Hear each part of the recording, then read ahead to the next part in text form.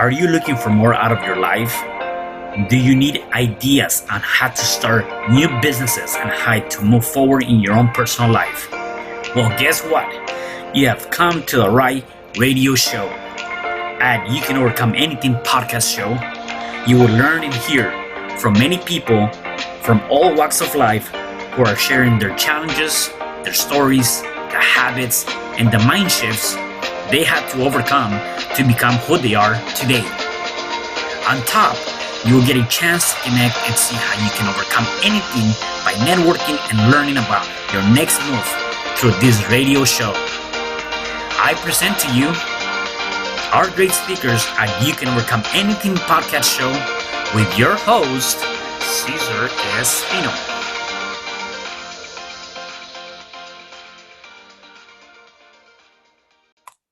Hello there, and welcome back to another episode of You Can Overcome Anything podcast show. It is your host, Cesar Espino, and today I have a special guest. Her name is Brenda Jacobson. Hey, Brenda, how are you? I am doing great. Good. So, Brenda is an international emotional intelligence trainer, founder and president of YouEQ Global. Brenda enjoys waking up every day knowing she will have a profound impact on the world. Through her career as a finance executive and a business strategist, as well as a recovering from a 3,000-foot fall down a mountain, she has been exposed to many strategies that optimize personal performance, none more powerful than managing emotions. YouEQ makes brain training games to help children, parents, leaders develop emotional intelligence for social emotional development. Wow, amazing. There you go. So definitely, I want to tap into some of that. Why don't you just tell us where you're from, and let's talk a little bit about your upbringing. I am from Calgary, up in Canada, and I was born and raised here. So I have worked with people all over the world, but I have never moved from Calgary. So it's lovely up here because we're close to the mountains, and there's 4 seasons worth of sports and activities. Yeah, I love it. I was actually there 2005, I believe. The only place I've been in Canada is in Calgary, Canada. So I definitely love that. It was not Good. too bad. Yeah. Good. I went there for business travel. So. Oh yeah. Yeah. So how was growing up as a kid or as a teenager in your life? You know, it was great. I had 3 sisters. So my poor dad was surrounded by females, and we were all pretty close. So it was, we were lots of activities. So lots of outdoor activities, out to the mountains a lot, and yeah. Did you ever growing up? Did you ever had that idea of when I grow up I want to be X, Y, and Z? What were your desires as a kid or as growing up? I was always, funny enough, I wanted to be an astronaut. Now, nice. I think that I've always been curious about the universe as a whole. Okay. What else is out there? And it's interesting. I haven't thought of that for a long time. Yeah. But that was sort of where I was growing up. And even now, I am really curious about astrology and. Gotcha. What else is out in our universe and things like that. So now that you mention that, it's kind of been a lifelong passion for me. Yeah. So besides now, probably maybe a hobby or just kind of thinking about it again, that never materialized to anything close to being in that field of interest? Yes and no. I've got this woo-woo. So I come out of corporate finance and business strategy, which is a very grounded left brain profession. But I always had this woo-woo side to me that I had to keep hidden from that world. So it was like I had this dual personalities. But I have, I get into a lot of meditation, a lot of, and through that state travel, do some astral travel. And I do channel a collective. And so there is that side of me, which is coming on much stronger now. I find that as I get older and I've let go of that other stuff, that this part of me is coming on stronger now, and I've got a real passion for it. I believe that given all of the challenges that the world has faced now, that that, I think it was Einstein said, you'll never solve a problem from the same mindset that you created it, something like that. Mm-hmm. And I really believe that the solutions are going to come from a completely fresh perspective on our world as a whole. So, yeah. And so what got you interested in business strategy and finance and all that stuff? What was the interest? How did that come about? I think that I think that the way it came about was that given who I was in this woo-woo side of me that's been there since a kid, I didn't really see a place that I comfortably fit in this world. So my dad was an accountant; he was a CA, and I had a real affinity for numbers and systems and stuff. So I just kind of, by default, that was the only path that made sense to me. My other three sisters were all nurses and caregivers, and I was the complete opposite of them. So I kind of went in the exact opposite direction of them. So I got tired of the mundaneness of accounting, and once I got my kids comfortably up and off on their own, I really settled into more of a C-level, CFO, CEO, business strategy level. And it was in that realm that I could get more creative than I could. If I got too creative with the accounting thing, I'd end up in jail. So you can't do creative accounting. But when I get into business modeling and financial modeling and that, I could bring in my creative side. Yeah, I got you. No, that's awesome. So let's talk about this 3,000 foot fall from a mountain. I want to talk about that story. How did that go about? Was that something that you used to do, like a hobby, and go hiking or rock climbing or whatever that might be? Tell me about that story. It was right in my CFO days, and I committed to taking a day a week off to go skiing.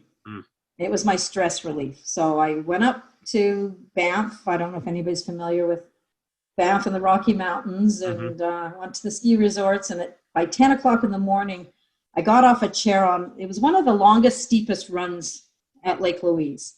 And I caught an edge on my first turn, and it was so steep and the snow was hard packed that there was just no stopping. So I just, it was that yard sale. The skis were gone, the poles were gone. My boots fought really hard to get off my feet, but I managed to keep them. And at one point I was trying to dig my heels in to stop. And I got this voice in my head that said, "Stop it, just be a rag doll." And I just completely let go then, and I just tumbled and I cartwheeled, and there was moguls that were about, 3 feet high that I was bouncing off of and flipping around. And I did that for about 3,000 feet and then came to a rest just before, maybe about, not even 10 meters before a drop off that I knew was coming because I'd skied that run many times before. And, but I stopped before it, and I did not have, the interesting thing was that I did not have a stress response. I did not have, my breathing was normal. My heart rate was normal. There was no adrenaline rush. The only thing I had was that I was really dizzy. And in hindsight, I had fractured my ankle. But it was kind of casted in the boot. Yeah.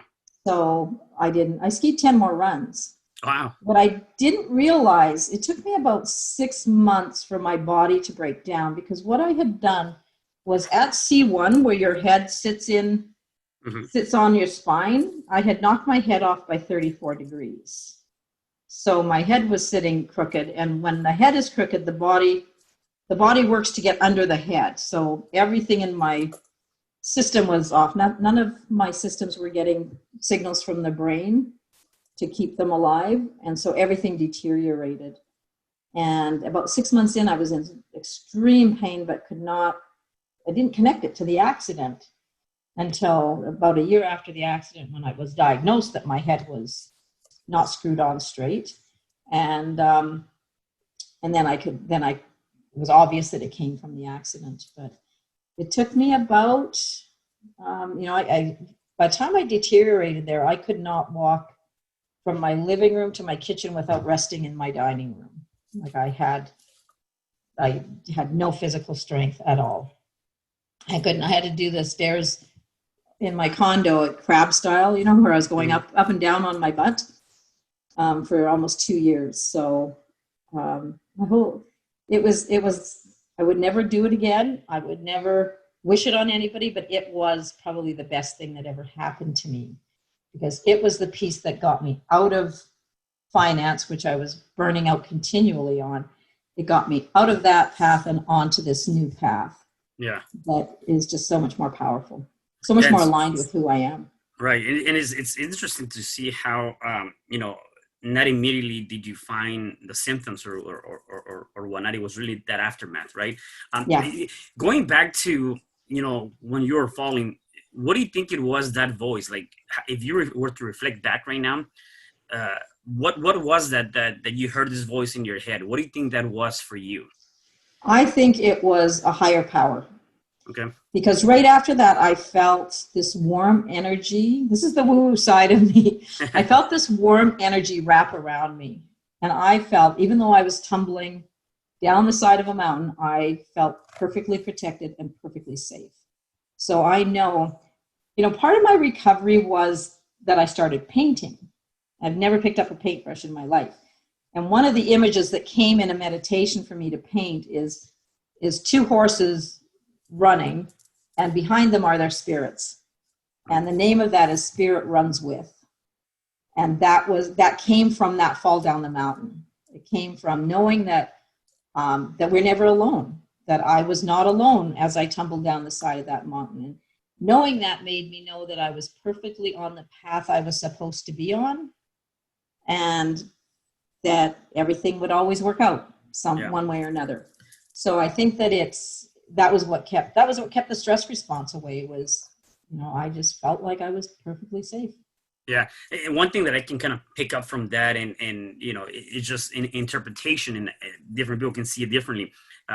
And looking at that, though, to me, that also definitely, it could be like a higher power. It also means surrender, right? Just surrender to the process, surrender to accepting what is going on. And sometimes in life, whether it's something as horrific as what happened to you, or just very simple things, is just surrender and let that process, even if it's painful, painful going down, at the end of the day, something good is going to happen, yet you have to surrender and let that happen.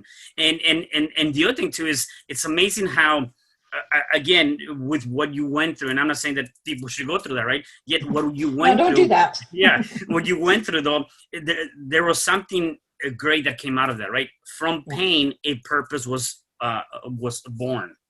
Absolutely. Right? And so that's amazing. So let's talk about, now kind of stepping out of, the uncomfortable, or that thing that you were not really enjoying as much, into now what became more of a purpose for you. What came out of that? So before that, I was totally in my CFO business strategy role. And during that recovery phase, my brain chemistry was so far off, I couldn't process numbers. Like, what kind of CFO cannot even figure out how to work a calculator to add 2 and 2 together? But that was the aspect of my brain that was most hit, which is very curious, because I believe the purpose of that whole thing was to get me off that track and onto another one. During that recovery, I had to rebuild every aspect of my being. So I had to rebuild my physical body. I was in a severe depression, didn't realize it at the time, but looking back, my emotions were completely out of control.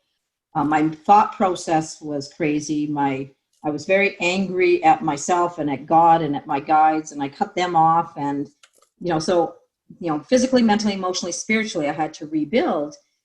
And I could not find a tool out there that did all of those things without going in multiple directions. And I did not have the bandwidth to go in all of those different directions. I didn't have the finances or the bandwidth to take multiple avenues. So I came out of there with a real passion for creating a one-stop solution for people that pulled in, that was a collaborative venture that pulled in people who had strategies. I didn't have all the answers, but I wanted to create the community that did. And that was where YouEQ started. I still have a passion for doing that. What we realized as we went down, when we looked at the emotional piece, I realized that it is the underpinning of all of those other things. people can't stick to a nutrition plan when their emotions hijack them. They can't stick to a fitness plan, when there's emotional blocks in the way. The same with finances, with career advancement, with, any of those, a mindset, any of those things are impacted by the underpinnings of emotions. And those emotions come from, our life, our belief systems, what we're taught by teachers and parents and caregivers. But there's also an emotional legacy that we inherit from our parents and from their parents, and that go back ancestrally, that we have to recognize and deal with. And that's why UEQ became really focused on the emotional component of total life health. Wow. Oh, that's amazing. And again, it's just every time I have these interviews, I always find, how people come out of something that might have been devastating, harsh, or to an extent. And then again, you create and build something, right, from that, which is amazing. What has been some of your biggest lessons up to this point? I think the biggest lesson in that mountain incident was to listen, to listen to that internal guidance, because leading up to that, I was taken through a process that I was extremely uncomfortable with, and I wanted to run from it, but I was told by the healers and guides that I work with that I needed to stay put. And they told me flat out, if you try to leave early, you're going to be stopped. There's going to be an accident, your car is going to break down, something's going to happen. And I listened to that for a while. I stayed in that process for about another week and then said to heck with it and headed up skiing. And it was by 10 o'clock that morning that I had fallen down the mountain.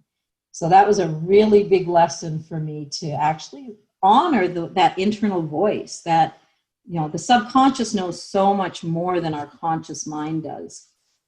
And really respecting that, honoring it, and listening to it is probably the biggest lesson that I've had. Yeah. Second to that is dealing with the emotions, moving through, those blocks and barriers, that stuckness that we have, and becoming aware of where we're stuck and what's behind that, and moving through a process of clearing those blocks.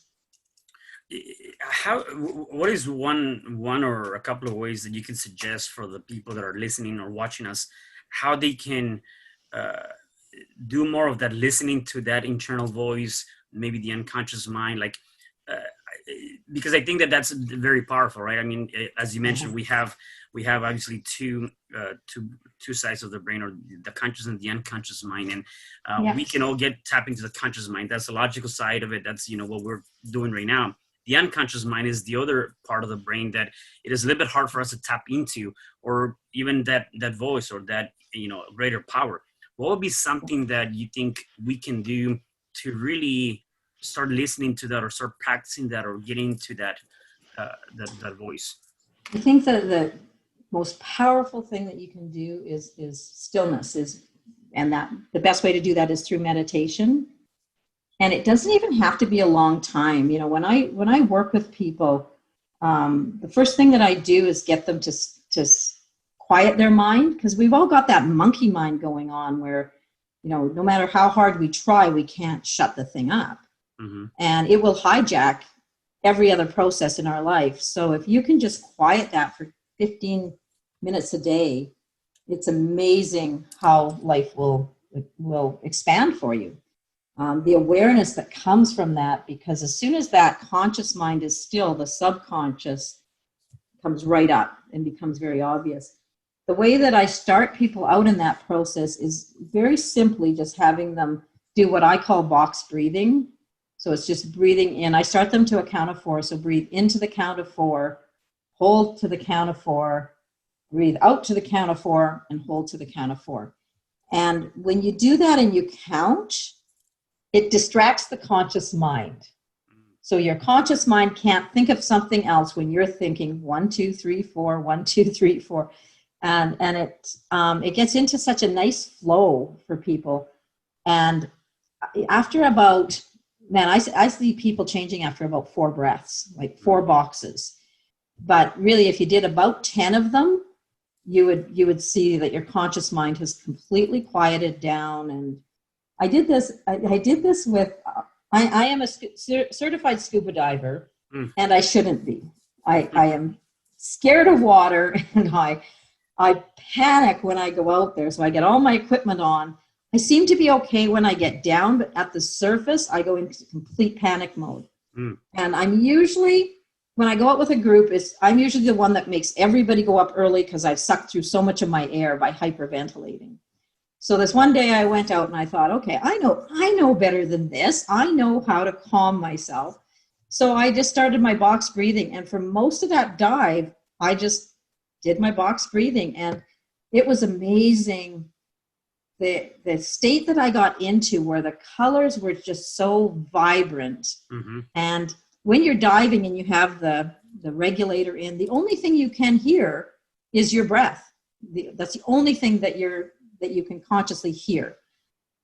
So I just, man, I was just loving it down there. It was just so surreal. Everything seemed to move slower. Everything was more vibrant. And then the dive master signaled for everybody to go up, and I went, God, something must have happened. Like, I wonder what happened that we're going up early. And we got up, and I said, why are we going up early? And he said, we're not early. Everybody's out of air. And I looked, I had half a tank of air left. Wow. And because when you're stressed, your body uses the breath up faster, the oxygen up faster. When you're not stressed, it was just such a great lesson for me. When you can calm yourself, your stress response settles right down. And that was really apparent to me when I only went through half of the amount of air that other people did, which was about a quarter as much as I usually go through. Yeah. So it's a powerful strategy, just breathing. And you do that for as long as you can, 10, 15 minutes or, okay. I will do that if I'm heading into a meeting that I'm stressed about. I will do like 4 breaths. Gotcha. It takes you a minute or 2. Yeah. And it will calm you down, clarify your mind, get you really connected to yourself. So the meeting that you're going to, whether it's an interview, a sales meeting, a PTA meeting for your kids, any kind of, a difficult conversation with your spouse or with your kids, anything, I'll just take a few of those breaths and the world just writes itself for me. Awesome. I love that. So make sure you guys are listening and paying attention to that. Try that in anything that you're trying to go, any kind of meeting. And then the next thing you talk about, dealing with the emotions, right? And you said here, emotional intelligence is the foundation of every relationship in your life, an essential skill for everyone in our ever-changing, uncertain world. Can you elaborate more on that? I will. So as we have all experienced, the world has been turned upside down. It's been on its way to that even before COVID. If you can manage the stress and anxiety factor, you're much more open to change.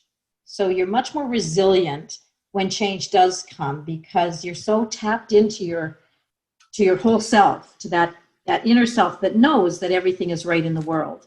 So when you can manage the emotions and get the fear, what we call the contracting emotions out of the way. So, fear, disgust, anger, sadness, hopelessness, and shame are the 6 prime, what we call contracting emotions. We don't see them as positive or negative emotions because every emotion is right. It's sometimes the way that you process them is appropriate or inappropriate, but it's not wrong to be angry at something. It's not wrong to be ashamed of an action that you took. It's how you process those emotions that makes the difference in your life. So if we can learn as people to be aware of what emotions we're feeling, to be aware of what thoughts are creating those emotions, because our thoughts drive our emotions, and to have some strategies for actually managing them and processing them appropriately. Life is not that difficult.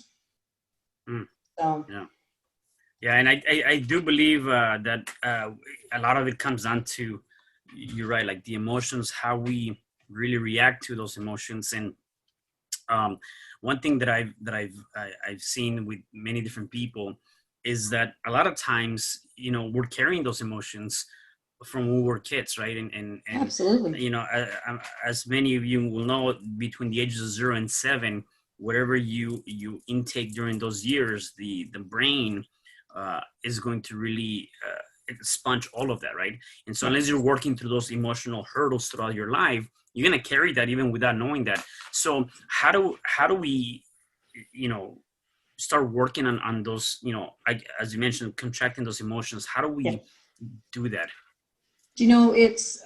We are perfectly designed to manage those emotions. Our brains are incredibly brilliant at managing them if we use them properly. One of the challenges is that we've never been taught to use our brains the way nature intended us to. So we start people, we take baby steps through helping people develop this. And the very first step is having them understand the right brain and the left brain and what their jobs are. So the right brain, its job is to process emotions, to manage feelings. The left brain, its process is to manage thoughts. Now, if you can use the whole brain together, which we're only taught to use the right brain for creative, relational endeavors, and the left brain for logical, rational endeavors. But if you can use it interhemispherically, life becomes much simpler. And here's an example of that. We teach people in our first card game, we pull a random emotion card and people have to make an I feel and I think statement using that emotion. So you might say, I feel angry when I think about, people abusing animals, innocent animals.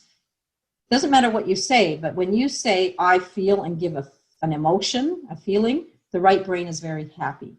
When you say, I think and give it a thought, the left brain is very happy. What you'll find, and I'll challenge people to pay attention to themselves and to people in their networks and see how often you hear people say, I feel like. You know that you're going to hear a thought after that. So, Cesar, I feel like you're not listening to me. Is that a feeling or is that a thought? That is a thought. It is. And the brain, and it causes friction in the brain. If I said to you, Cesar, I'm feeling a little bit insecure because I think you're not listening to me, it feels different, doesn't it? Yeah.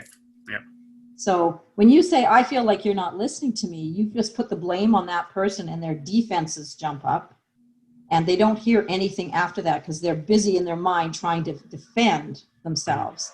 When you say, totally accountable, I'm feeling insecure because I'm thinking this, that doesn't put you in a position of defending yourself.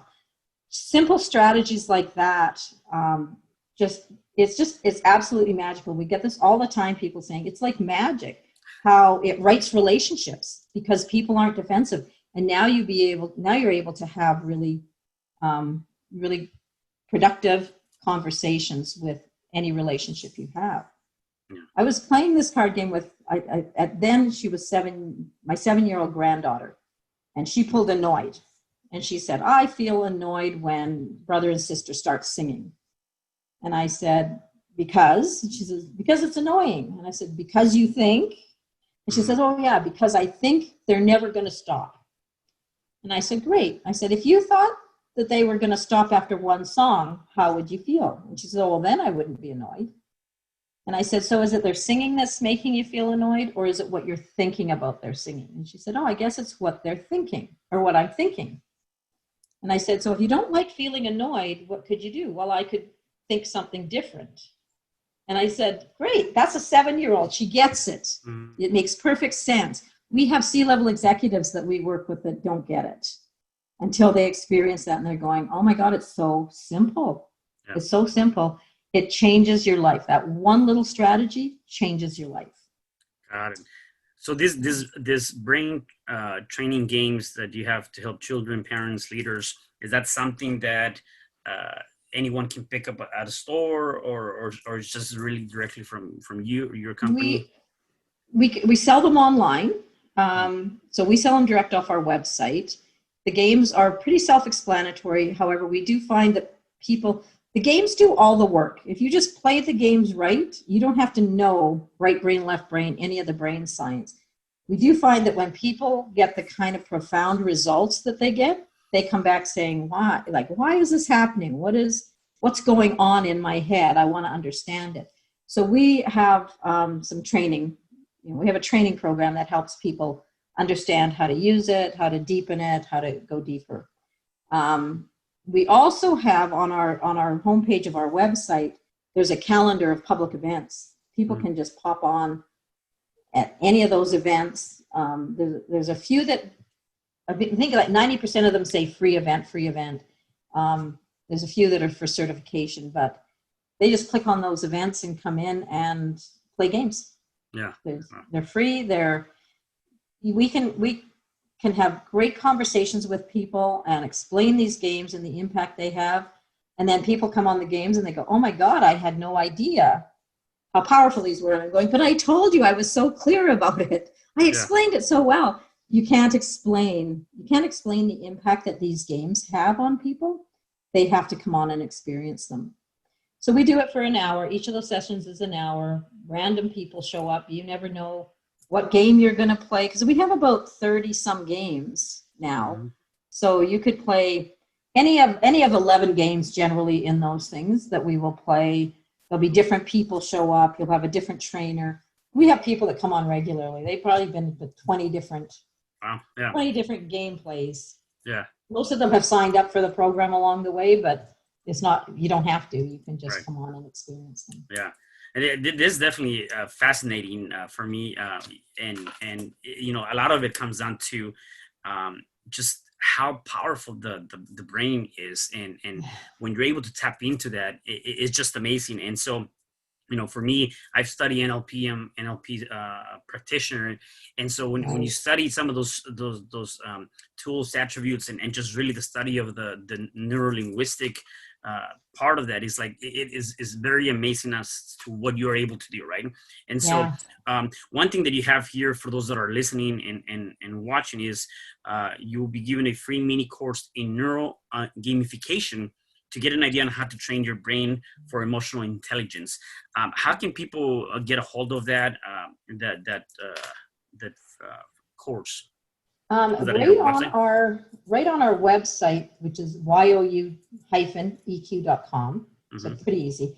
On there's a tab for the free course. Awesome. It could be under free course itself, or it could be under program, but it's right on that top menu of the website. And you just click on it and it opens up, and you just there's some videos in there and talking about the impact of emotional intelligence, how it helps people with relationships, with earning ability. There's a study that says that people with higher emotional intelligence on average, and this was a global study, on average make $29,000 more per year than somebody doing the exact same job with lower EQ score. So, how do you make money? How do you use emotional intelligence to make more money? How do you use it to build relationships? We talk about all of that stuff. Got it. What has been maybe perhaps the people you've that have come through your program or have worked with you guys, what has been their biggest, or I guess the majority of people you've helped? Is it on the relationship side? Is it on the financial side? Is it on any specific side of it? Where do you see I would most? say initially on the relationship side and just working through things. We have she's now our head trainer, and the reason she is because she had such a profound experience with her 10-year-old son who wouldn't go to school. He had such high social anxiety. He hadn't gone to school for a year and a half, from 10 until he was 11 and a half. She played the games with him for 30 minutes one day, 10 minutes, 10 minutes, 10 minutes. And he went to school the next day and has been, within a month, he was going full time, and he's now 14 years old and thriving in that system. And that was with 30 minutes of gameplay. The results are just phenomenal. But it's again, he was blocked by anxiety. Anxiety is an emotion that was blocking him. There are so many kids, especially through this COVID nightmare, that, there's so many kids. We've seen the teen suicide rate skyrocket because you're taking kids who rely on their friends and their structures and their sports. That's their way of dealing with things. And we just took that all away from them. So their anxiety levels skyrocketed. The parents who are trying to homeschool them, I got 3 kids, and they're just going nuts trying to figure out how to homeschool these kids who don't want to be homeschooled. They want to be with their friends. So we could see stress and anxiety skyrocketing. across every realm of life. And those are all stress and anxiety or emotions. Yeah. If you can, deal with those and give some structure to how to process through that, life becomes much simpler. Yeah, I had a couple of clients where they had kids that were autism. Is this a games good for them? Do you know, it absolutely is. We've just partnered with the largest neurodiverse community on the planet, I believe, called Autism Today, and their arm called Keen Education. So I think that Autism is their for-profit arm and Keen is their not-for-profit. And we're working on a special series of games called Keen on Empathy, and it's for the neurodiverse community. We've got one of our trainers who adopted her granddaughter after she'd been severely abused. She was ADHD, she's on the autism spectrum, and because of the abuse, she had severe brain trauma. And so she's 4 years old now, she's in a special learning group, and she was the slowest. She'd been in that group for a couple of years, and she was the slowest coming along. And after playing the games with her just for 10 minutes a day for a month, she's now the top of the class. Wow. So and all that is the games do all the heavy lifting. All her mother did was play games for 10 minutes a day. Just played a few cards, got her brain working, and she excelled through above everybody else in that group and is now doing really well. So they work for everybody. We work with professional athletes. We've got a sports series that works with elite athletes, right down to youth athletes up to professional athletes, just developing that. They say that for sports that mindset is 90% of the game, but nobody knows really how to train the mindset. And so if you can, your thoughts and emotions are so closely tied that we're seeing great results with professional athletes, with young athletes. We've got a series for the diversity, for the riots and the protests. We had a group come to us and say, could you make a specific deck, take your foundation and make it specific to diversity issues. So we created a 7-deck series with them called Race to Empathy. And it's just teaching, the diversity, empathy around diversity. That's amazing. No, that's definitely amazing. So Brenda, if people wanted to connect with you, where can they find you or get a hold of you? My best way is through email, which is brenda@you-eq.com. Okay, awesome. So the other thing I want to say, Cesar, is that we are now launching into the Latino communities. So our cards are translated into Spanish and into Mandarin. Oh, awesome. So we work in, and we will be expanding other languages too. Other languages. Anybody who's interested in English as a second language, the cards have both English and Spanish or English and Mandarin. Yeah. So it gets, it kind of trains the ESL part and the emotional part at the same time. That's awesome, especially now that you're quarantined. This is definitely a good time to get something like that. That's awesome. I have just 2 more questions for you. You've given us a lot of great information. So if you can give me one more, if people are going through some sort of challenge, whatever challenge that might be, what can be one thing that they can do to start overcoming that challenge? My advice to people is don't try to do it alone. Okay. Like, we get into our heads and it's like a hamster wheel. We just keep going round and round and round and round, and we don't see a way out of that. So if you're really stuck somewhere, we've got a whole group of, we've got a tutor coaching platform that we can give access to. And we just have people waiting to coach people through that. And it doesn't take long. We've got one of our decks, which is called Trigger Technique, is if people do the work in advance that they're told to do, we can break them through blocks in 30 minutes. I had a real significant block from my accident that, probably 10 years after my accident, it was still having a major impact on my life. And when I explored it, I could identify where I was stuck, but I couldn't get myself through it. So even I had to go to one of our trainers and say, I need help with this. 30 minutes, she had it busted through, and my whole life changed. Wow. Like I saw changes within a day, massive changes that you can't explain logically Right. or rationally, because they were just like people and opportunities showing up that I think were always there, but I was so blocked that I could not see that couldn't see the forest for the trees. Yeah, yeah.